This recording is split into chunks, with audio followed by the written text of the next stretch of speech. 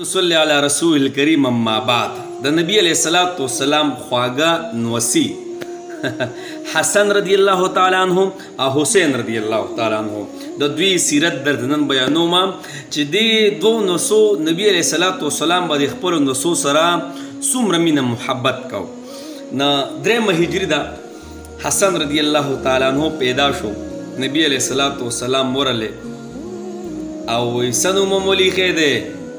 نو هغوی ورته وي حرب وایي جنګجو ته نبي علیه السلام ورته وي نه دا څه نوم دی حسن رضی الله تعالی عنہ حسن ورله کېدی حسن نبي علیه الصلاة والسلام ورله نوم کېښودلو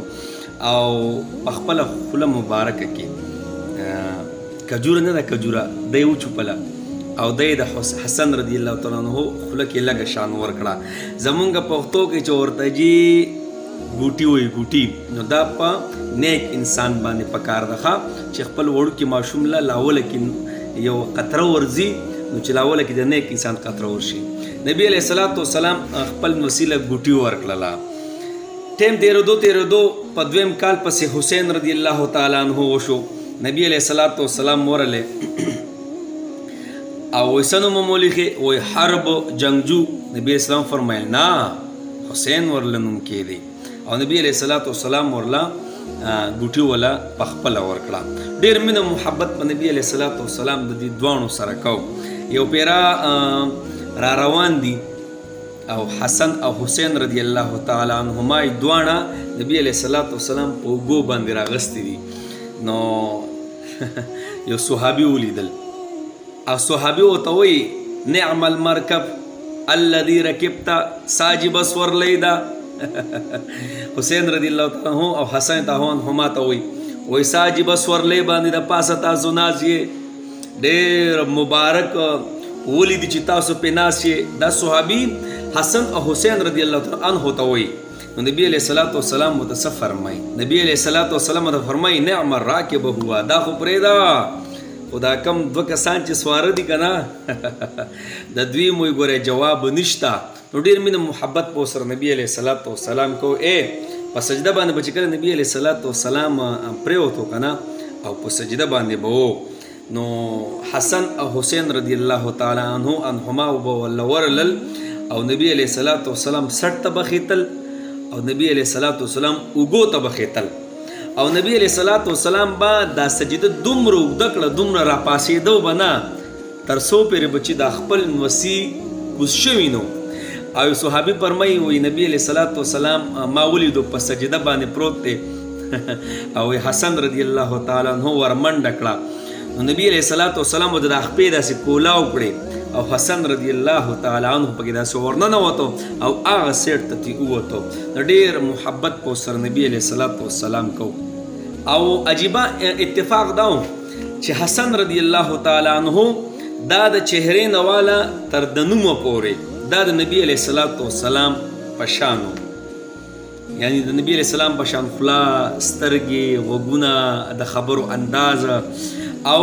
د نامه نه والا لاندې د خپو پورې د خپو تګو ګوتې او تلل راتلل خپې دا ټولې ورسره د حسین رضی الله تعالی عنہ یو شانتې وي یعنی د نامه نه بره نبی علیه الصلاة والسلام د حسن رضی الله تعالی عنہ نبی علیه الصلاة والسلام په شانو او د نامه نه لاندې خپو تګ چلن تلل منډه دا ټول د نبی علیه الصلاة والسلام په شان وي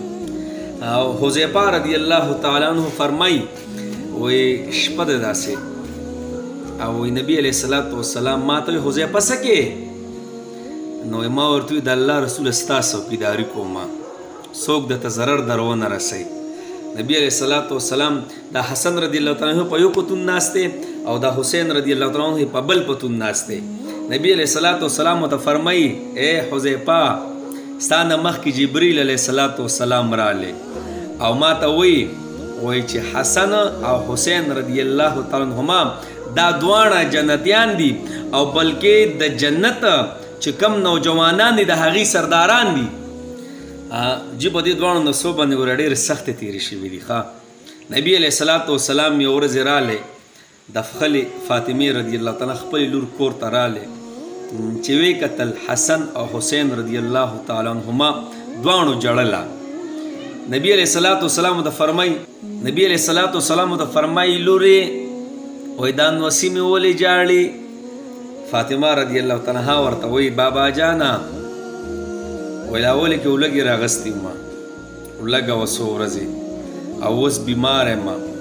نو د ولګي د وجې نه زما د خېټه او د املا یو بل سره لګېدلي دي او بابا جان نوسی دې ما نه پی غواړي ما کې پی نشته نبي اسلام وایي ښه د خپل نوسی داسې راوستل او حسن رضی الله تعالی خوله کې خپله ژبه مبارکه داسې ورکړه او دا د نبي اسلام عجیبه معجزه وه او حسن رضی الله تعالی داسې راښکله وی چوپله سمې وچوپله نبی اسلام ورته وفرمیل موړ شوې او بابا جانه موړ شومه بیا حسین رضی الله تعالی ته وی راشه زما دا ژبه وچوپه خپله ژبه مبارکه حسن حسین رضی الله تعالی خوله کې داسې ورکړه او حسین رضی الله تعالی عنه چوپله نبی علیہ الصلوۃ والسلام ته فرمایي بچیا موړ شوې او ورته وی بالکل بابا جانه موړ شومه فاطمه رضی الله تعالی عنها فرمایي وای د الله په ذات قسم تر د څو مودې د شپږو میاشتو پورې د حسن او د حسین رضی الله تعالی عنهما د دواړو بچو نه زما د دواړو بچو د خولې نه د نبوت خوشبو شپږو میاشتو پورې تله الله اکبر دا ولې د نبی علیه الصلاۃ والسلام جمع مبارکه د هغوی په خوله کې وردنده شوې وه چوپلې وه او د نبی علیه الصلاۃ والسلام د خولې مبارکې خوند د هغوی خولې ته تللی نو ډېر محبت پې ورسره کوو نبی علیه الصلاۃ والسلام به چې کله په سفر باندې تلو نو وربرله د فاطمې رضی الله عنها کره یو صحابي فرمایي یو ورځ زه موږ سره روانو نو نبی علیه الصلاۃ والسلام اواز خپل نسو ته وکړو نو نبی علیه الصلاۃ والسلام ورته انتظار کو چې اوس به راشي نو یو صحابي وي ما ته پته ولګېده چې واړه کپړې خیرنې دي او پاکۍ خپله مور یې پاکۍ نو لږ ټایم پس دواړو رامنډې کړې ښایسته کپړې ورته اچولې وې او دواړو رامنډې کړې پاک صفا نبي علیه الصلاۃ والسلام غېږ کې واخیستله او داسې را روانې کړل ځان سره یو صحابي فرمایي وایي نبي علیه الصلاۃ والسلام په دغه باندې ناست دی په منبر باندې ناست دی او موږ ته وعظ او نصیحت او بیان تقریر کوي و چې ګوري دغه د خپل دوند وسي ښایسته کپړې چې ولیدي او داسې سور نشان دی په دې کپړو کې داسې دی او دواړه ګلونه رامنډې ورلوي نو نبي علیه الصلاۃ والسلام منبر پرېښودو منبر پرېښود او کوز شو او دا دواړه چې کوم نوسي دي دا یې دواړه راواخیستل او ښکلې کړل او یو وي په یوه خپه باندې کېنو او بلې په بله خپه باندې کېنو او څه وایي بېشکه الله فرمایي انما اموالکم و اولادکم فتنه بېشکه مال چې دی او اولاد چې دی دا فتنه ده نو نبی علیه الصلاۃ والسلام به موږ ته خبرې هم کولې او خپلو نسو ته به یې هم کتل نبی علیه الصلاۃ والسلام چې کله وفات کېدو نو دوی خو ډېر واړه حسن رضی الله تعالی عنہ د 8 کالو او حسین رضی الله تعالی عنہ د 9 کالو جی دوی سره ډېر عجیب ظلم شوی د نبی علیه الصلاۃ والسلام سره نسو سره دا کم دین چې موږ ته رسېدلی که نه نو چې ډېر عجیبه تکلیفونه به کې د دوی پراته دي که نه حسن رضی الله تعالی عنہ یوه بیبي وه یوه ښځه وه هغې وله زهر ورکړي جعده دا یې ښځه وه او زهر یې وله ورکړله او کله چې حسن رضی الله تعالی عنہ دنیا نه تلو نو خپل ورور ورته وایي حسین رضی الله تعالی عنہ دا زهر دله چا درکړي هغه ورته وایي نیخ یم درته و چې په چا باندې شک کوم هسې نه چې په هغې کې دا خبره نه او ته به هسې قتل کړي نو په خپل جمدانه باندې ګورئ کس ونه ښودو ښه او وفات شو حسین رضی الله تعالی عنہ د دوی ډېر عجیبه داستان دی جی د کربلا چې کومه موقع وه او د 10 محرم چې کوم دی په دې باندې ډېر غټ زیاتی شوی ډېر غټ ظلم شوی دی دې کائنات ډېر عجیبه ظلم لیدلی دی جی نبی علیه الصلاۃ والسلام د خاندان ټول چې کوم سړي هغه ټول په دغه ورځ باندې شهیدان کړي سوا یو زین العابدین دا د حسین رضی الله تعالی عنہ زوی دی ته پاتې شوی دی او دی ته هم داسې نه دی پاتې شوی دی هم بیمارو او سیټ ته پروت دا دې د وجې نه دی پاتې شوی دی او په کومه ورځ چې حسن رضی الله تعالی عنه شهید کوي. اوس ګورې څه عجیبه خلک دغه تېر شوی دی یار. حیران شم چې خدایه دا کم خلک وو، دا څومره ظلم دوی کړی. ګوره د فرات د دریا هغه اوبې په دوی باندې بندې کړې وې او حسین رضی الله تعالی عنه ورته ویې د دې دریاب اوبه خو خنزیران هم څښي، د دې دریاب اوبه خو سپي هم څښي، د دې دریاب اوبه خو د ځنګل ځناور هم څي. تاسو په موږ ولې بند کړي دي؟ تاسو موږ له ولې نه راکوئ؟ او یو الله اکبر څه عجیبه خلک تېر شوي. یو واقع مې کته حسین رضی الله تعالی عنه یو وړوکی ماشوم یې په سیزنۍ کې راغستی او داسې ورته ونیسي د ده د خاطره مونږ له لږ اوبه راکوي او غشی رالی او په دې ځای باندې ولګېد. هغه وړوکی ماشوم د سیزنۍ او لاندې د وینو یو تر را روان شو. حسین رضی الله تعالی عنه هغه وینو ته داسې لپه ونیوله او الله که چېرې په دې وینه باندې ستا دین ته طاقت او قوت میلاویږي، ای الله 1000 ماشومانان دې قربان. کله چې د حسین رضی الله تعالی عنه نه سر قلم کو او شهید کو، نو په دغه وخت کې یو بیبي ده، مشکات شریف کې حدیث مبارک دی، یو بیبي ده هغه خوب ویني او نبی علیه الصلاۃ والسلام می خوب کې ولید او نبی علیه الصلاۃ والسلام سر توره او خپل بخپې او کپړې ډېرې عجیبه کپړې او په منډه را روان دی او په بوتل کې ورسره شیشه کې ورسره وینه د وینه. هغه بیبي ورته وویل د الله رسوله وایي ډېر عجیبه انداز کې نه، ډېر خفګان کې نه، ډېر د غصې حالت کې نه. نبی علیه او دا وینه سره نبی علیه السلام وفرمایله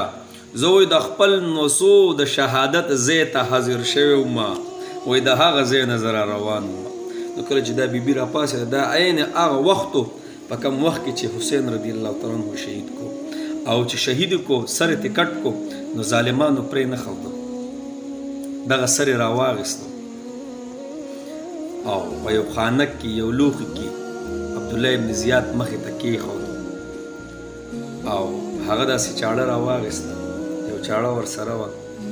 او د حسین رضی الله تعالی عنه په دې شونډو باندې داسې وواله.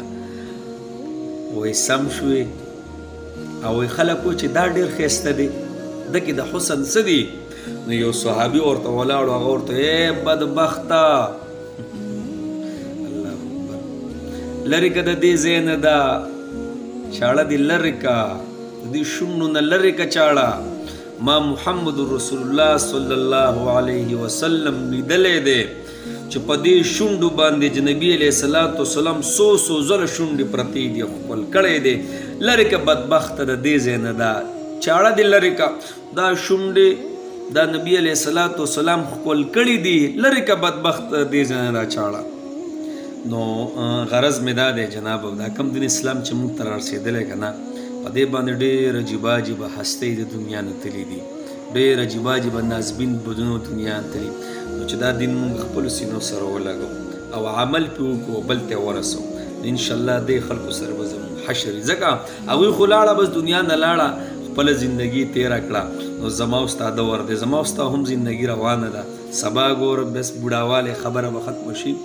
نو چې دا دین موږ د خپلې سینې سره ولګو ځکه چې په دې باندې ډېر نازبین بدونه دنیا نه تللي. نو کو به کوي انشاءالله که خیر واخر دعوانا ان الحمدلله رب العالمین. او ویډیو انشاءالله موږ شیر کوو، صحیح ده که خیري نور به هم سیرت د دوی بیانو، خو چونکې موقع داسې وه موږ ویې راشه لږ ښایسته شانې سیرت پرې بیان کړو، صحیح ده انشاءالله.